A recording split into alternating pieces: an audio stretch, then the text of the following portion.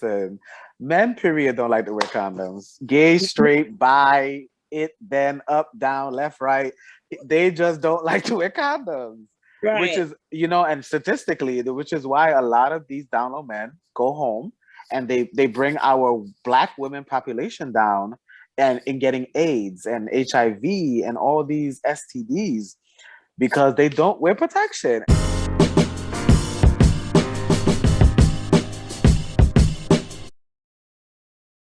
So Juju, I'm going to ask a really kind of personal kind of question, but I want to ask it. And the question is, these men who are like on the down low and having these kind of escapades or what have you, encounters, are they Right. using protection? Like No. what? What? I'm so sorry. I'm going to let you finish the question. I do apologize. Continue. What? I really can't. I'm so sorry. Go ahead. Continue. Oh my God. See, and that's what's so freaking scary. Yeah. That is what is so, I mean, it's all, scary, but that is so scary. I mean, that's the number one Do they do thing. it for real? Or Or is it that they don't want to, or they just...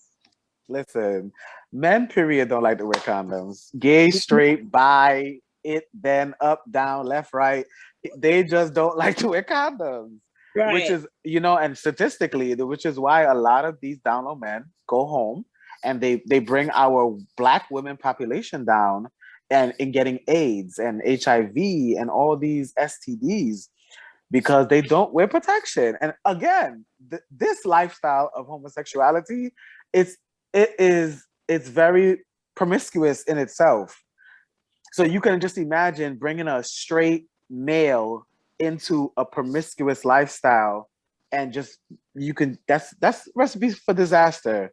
But no, sorry, they ain't using condoms. You might find a few far in between that will use a protection couple times, but it all leads down to raw. You see how you like your vegetables? That's more healthy. Raw. That's a good analogy, though. We cover with that analogy. Yes. It's so scary because, one time when I went to do an STD test, the nurse or what have you that was taking the test said that she sees couples come in sometimes and, they put them one at a time and they ask, okay, do you sleep with men? Do you sleep with women? And these guys say they sleep with both. And the nurse cannot tell the wife anything. She can't say anything. And it's so prevalent and it's so scary. That's sad. It is. They can't tell you anything. Oh my God. So I want to make a petition. If you are watching this show and you are kind of on the down low, please, I beg you, please come forward and have mercy and compassion on the person you're with. Rosanna, if a guy wanted to come out and tell us that he was, on the down low, like, what do you think is a way that he could tell us? If they're concerned that, they don't want to hurt the woman, or if they're concerned about, coming out the closet, what do you think, what could a man say to you if, he wanted to kind of come out? A man that I'm getting to know, or just a regular guy? Let's say he was married. Let's say if you were married to the guy. Let's say if he was your boyfriend, you had kids with him, and he wanted to come out. Like, what would be a way, do you think, where you would be most, I don't want to say receptive, but what would be kind of a quote unquote, safe or best means that he could do that? Wow. Well, first of all, he's gonna have to make sure the kid's not home. That's number one. Make sure the kid's not home. Drop the kids off, make sure we're home alone, because, make sure the ambiance is good, make sure I'm in a good mood, because I'm trying to picture it. Yeah. And then, we talk, and if he starts off with saying that he has something that he wants to tell me, then, I'm going to be all ears. And if he does happen to tell me, I'm going to be really pissed off. That's for sure. Because at the end of the day, I feel like you didn't give me the choice. You took my choice away from me in the beginning. You didn't tell me off the bat. And I could have decided if I wanted to continue talking to you or not. So that's one thing I would be really mad about. And not only that, I would be concerned, like, okay, so if that's how you are, have you been sleeping with men behind my back? That'll be my next question, you know? And I would hope, I would be like, okay, we gotta go get tested. We gotta go do this. And I don't think that's something I will be able to accept. I really, really don't. But it depends though. I mean, it's hard because I think if he's bisexual or if he's attracted to other men, that's not something that's going to go away. And I don't think it would be right to just be stuck in a marriage and always thinking, wondering if I'm satisfying him enough, if I'm doing enough for him, you know, pleasure-wise. It's always going to be in the back of my mind, and I can't live the rest of my life like that with my husband. I don't think I'll be able to do it. What were you going to say, Julia? No, I was just gonna try to go off for her, but so as women, I understand how scary that is. But is there, if a man was to tell you in the pre-stages of whether you guys got serious or not, is that the deal breaker?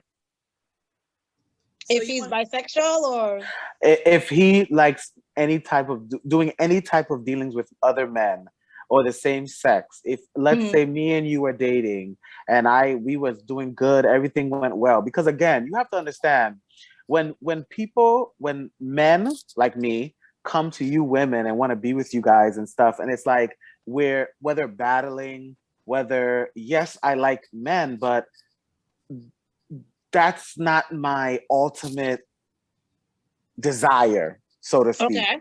So it's just like, let's say we get to a certain point, because for me, I'm not coming to you, Rosanna, or, you know, Nicole, and saying, oh yeah, you know, I like men. Y'all want me?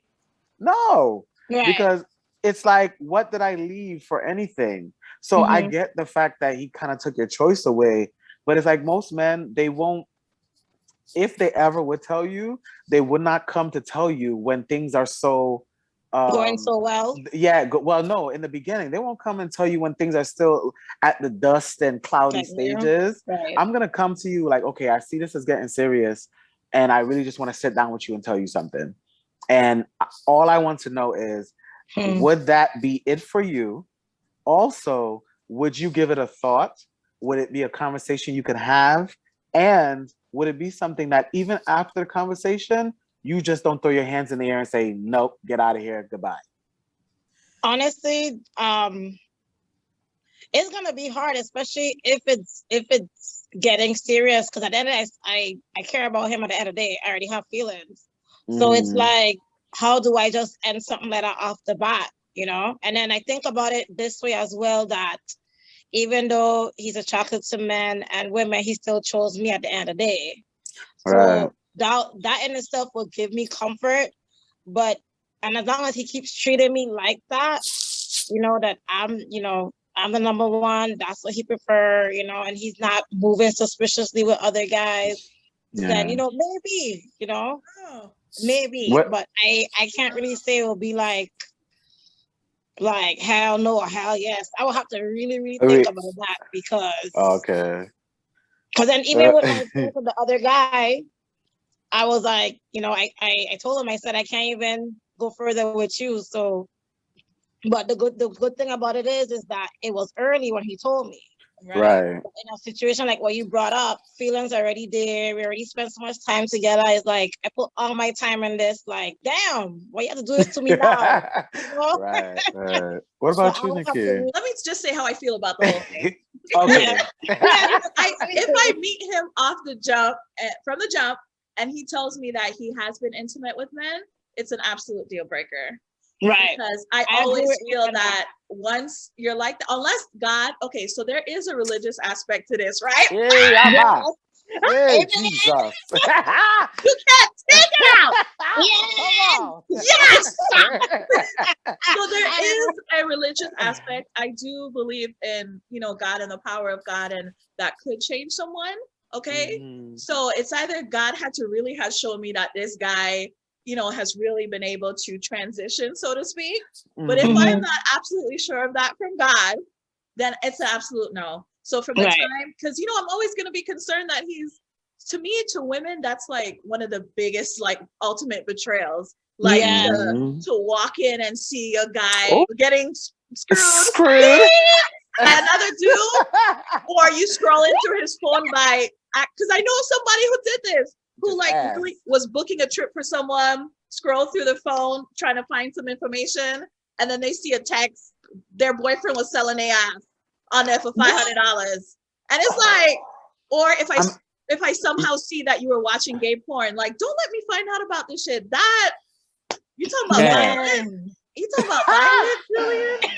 Oh Jesus! That is like, yeah, especially when you find out those kind of ways, that's the worst. That is the worst. I mean, yeah, I get it, because even in a heterosexual, like if I'm going through my girl's phone, or if you're going to your man's phone, it's like, yo, that's Tanya.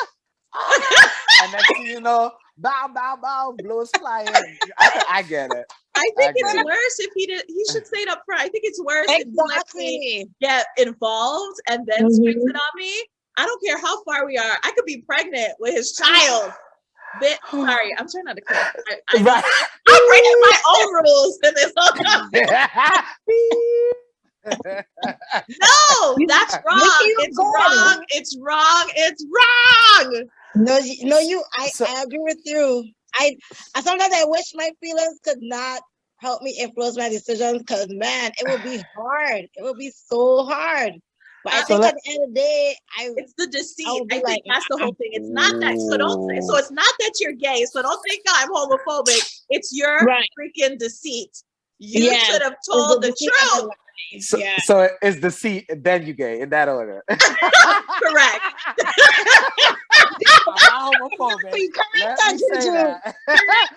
But you deceitful, and then you like men. Correct.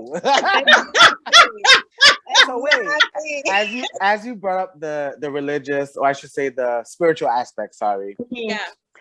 Do you believe, or is there some way, as you were saying, that you do believe that God can, like, let's be honest here, it's gonna be a battle. Yeah. And I do believe that God can wash it away for some people, or most people, right then and there, where you don't have to worry about it. But let's be real, and we all here know God. We know how things work in the spiritual realm, and we know Satan is a roaring lion, seeking whom he can whom he can devour. Okay. So it's like, are you open to be that woman of God, to therefore bring this man, and continuously now bring this man, or help him in this stronghold, as some people put it? He has to be willing to want to do it, though. Right, but again, you have to understand, it's a stronghold. Right. So within strongholds, you know a man who just like with a job, you know a man who a lazy ass and then you know a man who is just on hard times, like it just can't stop for him, or he just doesn't have the best qualities, or he doesn't know how to speak, or it could be so much little things in between. But let's say he is willing. My thing is, as a woman of God, or as this woman who believes in God and is in the spiritual realm, it's like, do you and will you put forth the effort? And I think the question too is the communication. Like, is he open enough? Like, if he is someone so open to could tell me, you know what, this week I feel like taking some dick. Like, you know what I mean? Like, you have to have that kind of bold, kind of bold honesty with the person. Because if you're struggling and we're both like, okay, I take you on, and I feel like God really is working on you, or you really did overcome this thing. I want you to be honest. If you're slipping up, it could be 10 years from now, and you just randomly have the desiring urge to get some from a guy. I want you to be able to tell me that. So this is when you're dating somebody, Nicole? Like if you're dating a man? I guess he's saying if you're going to be in a long-term relationship, whether marriage or what have you, with a guy who was previously gay, but you feel like, God has really, worked on him, transitioned him, and he's now straight or what have you. Not the quotation.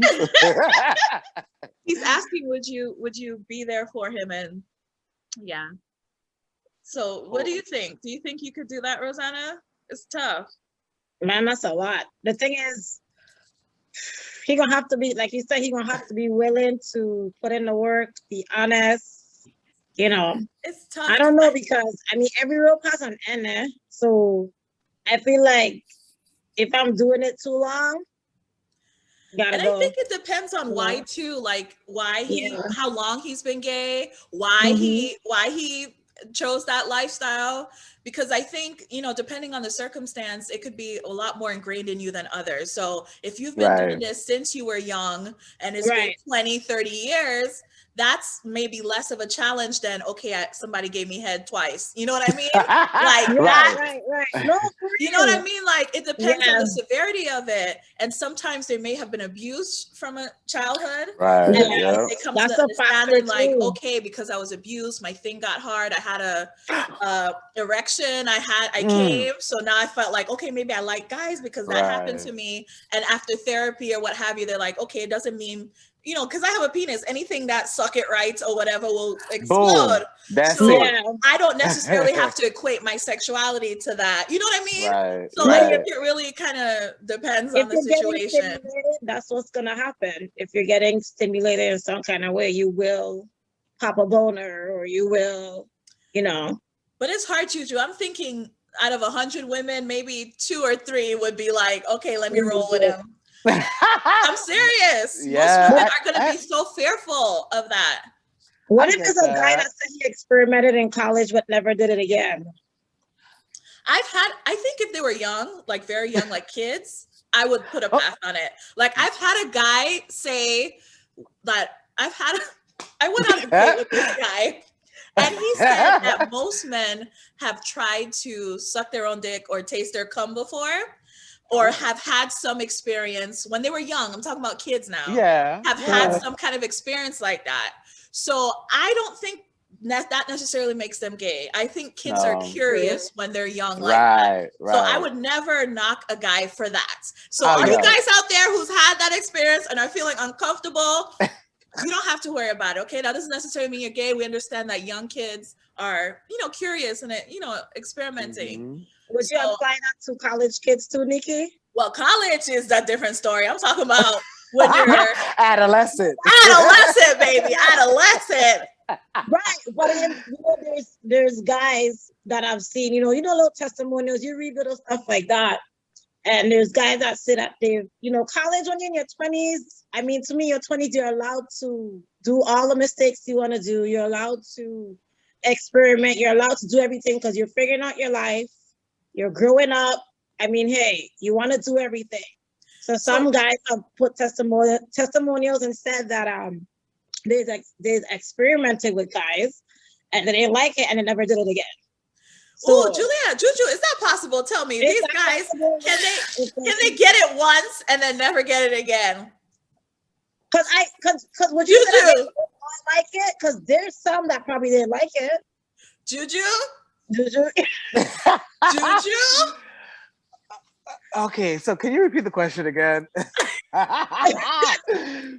it possible? Like, what are the odds that a guy could get penetrated, come, and then talk about he tried it, it's not really for him? It's the probability is there. The probability is definitely there. But like you said, out of 100 men, maybe 5 to 10. maybe 5 to 10. But my thing is, if you're literally getting penetrated, then you're gone too far. Now again, like that's a little, the whole experiment. Like that's a long way to come back from. But if you get a little head, you did a little butt play, you ate a little booty, I'll say okay. Because then it's hard to believe that. I mean, I don't know. I think everybody deserves a benefit of doubt to some extent. And I mean, it's college. You do a lot of crazy stuff in college. So if that's part of the crazy that you did, and you said that you didn't like it, I mean, I think I'll be inclined to believe him because it's, that's where his first experience was. Okay, so if he tried it one time, but not like he would do it sometimes. That's what I was just about to ask. Right. Like if he tried it out one time in college, like he just experimented. I was like, nah, that's not my thing. And he just forgot about it. Then I think that's okay. Okay. You see? So guys, there's there's hope. There's hope. There's like out of 100, so he could be 1 out of 5, right? I mean, I don't know. I'm just with that. I mean, that's based on the testimonials that I've read. When you go online, you see all these little different topics and stuff like that. And I read it, I was like, oh, okay, that makes sense. I mean, college, who ain't do crazy stuff in college? Girl, listen to me when I tell you. Please do not go off of only that. Oh, no, I won't. Yeah, because the thing about it is people could say, like, I tried this once. But again, it only takes once. Right. That's true. It only takes once. A lot of women out here, like, oh, I only had, like, I had a friend, like, when I was in my adolescent years, I had a lot of girls that were my friends. And a lot of them were like, oh my God, I didn't know. Like, I only had sex once. And I'm like, you dingbat. All it takes is to have sex once for you to get pregnant. And it's just like, oh, well, I didn't think this would have happened. I'm sorry. If you take a penis and you put it in a vagina, and he ain't pulling out when he's ejaculating, baby, the chances are there. So again, it's like, that's true. It's only one time. It only takes once. And some of these guys is like, they could have done it when they were 10. They could have done it when they were 25. And they never do it again. But then you also have people who, again, once that snake is there, all it takes is somebody to rattle it. So, Julia, what percentage of men that are married do you think are on the down low? Like, if you had to put a number on it. Percentage? I mean, I don't know all men in the world. Right. I'm just saying. For the ones that I've come in contact with, and I would say I'll say it's almost half, if not a little more. Wow.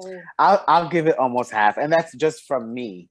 That's just from me. My perspective in dealing with different experiences is really like, some people just come and talk to me. And I had this one time at work, a guy, he was comfortable with me. And he was just telling me like, he's like, like, how boys come, like dudes come to each other and they tap your shoulder like, that shorty over there look good though. Like, stuff like that. So he came to me, like, it was really weird because he tapped my shoulder and he was like, man, I don't know, but it's like, that dude look good to you over there? And I'm like, I'm sorry, don't your wife work in HR? And I've had those experiences throughout my life, and it doesn't necessarily need me having to actually partake, but yeah, I say it's up there. It's almost a good 50%. So that means if my husband telling me him on the guy's gonna have poker night, he can't. I better go check and see. Wow, see, no, you don't have to. Juju, that's what I wanted to go to find out the extent in which they hide this. I was gonna ask, are there like apps and stuff they can put on their phone and like someone who's looking can't find it? Ooh. You know what I mean? Like, what's the tell us the juice? Like, what's the under? Now you're trying to dig into my player card. The undercover lifestyle. Like, how far do they go to hide this? Oh, baby, they go as far as putting you in a psych ward. I mean, like, they hide it good. They have apps. There's disappearing apps. There is, and then you have the ones that they will go to the ends of the earth to be like, you don't know what you're talking about. And I've been in situations where, somebody be like, yeah, that's my boy's iPad. Or I've had somebody tell me like, yo, if so-and-so asks you anything, just tell them it's yours. What happened? Wow. But since I'm a down friend or a person like that, it's like, okay. But they will drive some women crazy. Like some dudes will drive a woman to the psych ward literally, or to drink, because it's like, you're literally sitting here telling me I don't know what I'm talking about, and I know, or I can see it, you know. And then some of them get violent, like I said. It turns into verbal abuse, and you have to watch out for those too. It turns into verbal, physical, you know, mental, and so on and so forth. But please don't just go around spewing that. Oh, you did this, you gay. Please don't. But for me, like I said, in my opinion and my experiences, I've really had a good amount of men who are married. Wow. Woo. So, Jill, let's talk about your gaydar as the last thing before we kind of start to close out. Can you tell, like, when you look at someone's husband, like,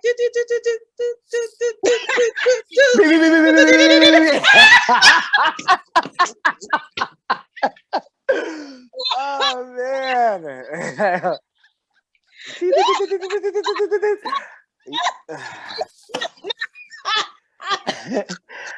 I'm pretty I'm pretty good. My gaydar is pretty good. It's pretty it's pretty off the chain good. Really? What's your percentage? Like 95%? Don't disrespect me. Don't disrespect me. I'm here in paternity test 99.9. What? I'll give myself a 97. I'll give myself a 97. Julia, oh my gosh. So what's your rate, Julia? What's your rate if somebody want to get you to check somebody out? What's your going rate?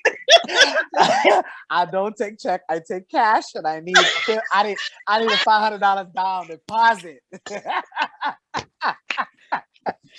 Juju, I bet that's something that you just seek out, right? You just notice like off the bat, like it's not anything that just like you have to actually observe, right? You just like with some people, like it's not really that cut, you know, that easy to tell. Some people, it's not just that like, oh wow, yeah, that's it. You know, there's some people, like for me, like I actually just went through this situation not too long ago. Somebody asked me, like, can you, like, I notice certain things, because, you know, some women, they do their own thing. They listen to other people. They have little things. They have a book about it. You know how many women went through this already? So it's like some things, then they'd be like, June, I got a job for you. And I'd be like, damn. Oh, boy. I'd be like, damn, I know it's not fixing no mirror you want me to hang up. It's not putting no alternator, no changing oil. I know it ain't. So I mean, it's sometimes you have to seek it out. I mean, for me, it's just a matter of, I don't know, like, you know, some people just have natural, I don't say superpowers, but lack of a better term, like gifts or skills. It's just like it just comes from me. Like I just know. And it's like some of them is like you really have to look at them. You have to play. You have to kind of dig in a sense without digging in. You know what I mean? Because one thing you don't want to do is to spook them off, you know? Right. And it's really tricky using, like, for instance, if I know your husband or your fiance or anyone of you guys, it's like it's kind of hard to use me as your like to draw him out. But at the same time, I'd be like, listen, yeah, homeboy, you about to marry come September 24th. Just make sure you got your good church shoe and your good up hat and your greatest oil because it's not going well for you. Oh my gosh. But then the whole thing we're talking I about, want you to tell me, okay? I want you to tell me. But Do you really? But that's the thing, Juju, is the proof. Like women don't believe. You have to like pretty much get the proof. Listen. So like I tell people, once I go there, listen, you got to kind of sign this contract, because once I go there, I'm bringing videos, I'm bringing pictures, and I'm not just stopping at, oh, he showed me the left testicle. Nah, chill. I'm going all the way. Like, you want proof? Here's your proof. Oh, you remember that mole you told me about that he got on the left one? There go the mole right here. Ooh. Oh, I'm sorry. Ooh. No, Look, there go the mole.